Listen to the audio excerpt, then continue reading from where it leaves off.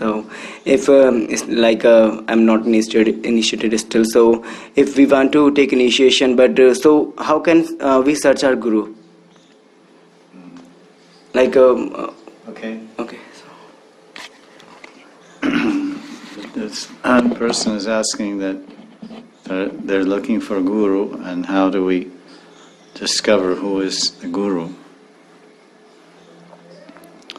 First of all, the idea to be interested in God, or to feel the need for a guru, or to feel the desire to look for a guru, is all the mercy of Krishna.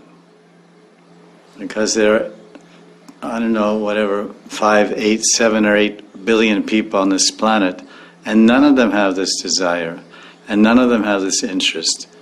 In the Kali Yuga, 90% of the people are agnostic, pashandis, atheists, or at best, I don't know, God, whatever, I don't care.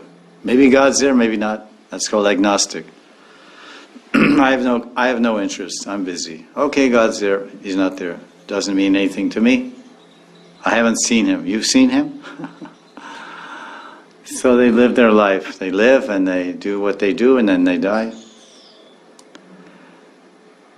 So since Krishna has arranged everything so far, then he will arrange to reveal who is your guru.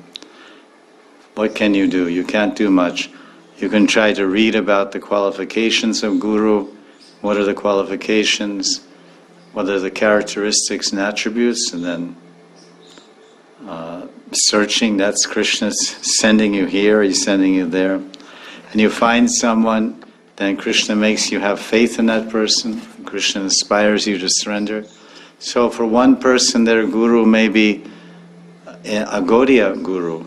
For another person, it may be Advaitin or non-Vaishnava, or maybe some New Age guru teaching some art of like whatever, some art. So this is the mercy that Krishna sends to one. Pray. Pray to Krishna. Oh Krishna, please help me. And Krishna hears your prayers. His ears are everywhere.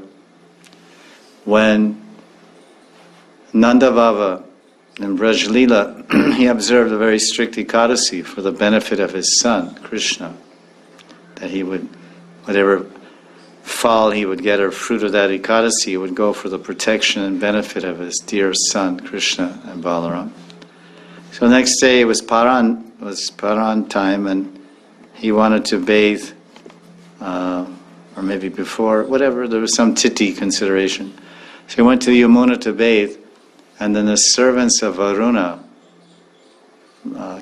Devata of the water, they captured they captured Nanda Maharaj. They took him to the kingdom, underwater kingdom of Varuna, and they locked him up over there, or they kept him there.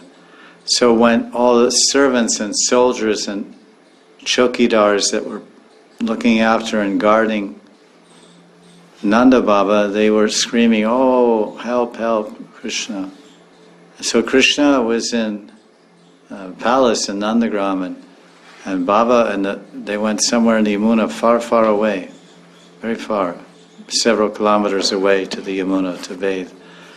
And in the Sanskrit verse, it says that Krishna heard his father crying for help. I mean, excuse me, not his father, his father's guards and chokidars crying, "Oh, help, help, Krishna, help, help, your father's gone under the water."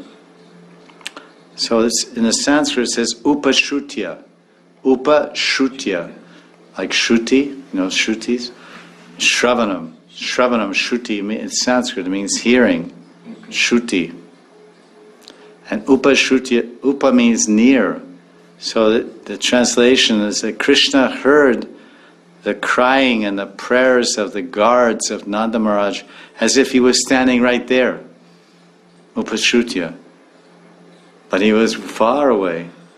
So this is one Shastric proof It shows that Krishna, no matter where we are, Krishna hears our prayers and he responds, depending on how sincere and how true and pure is our motivation and our prayers. Krishna is free to respond how he wishes. So here's an example. He's very far away, but he's hearing. So whether he's far away in Nandagram and I'm in the Yamuna, or I'm in Delhi, or Radhakund and he's in Goloka Vrindavan, Krishna hears.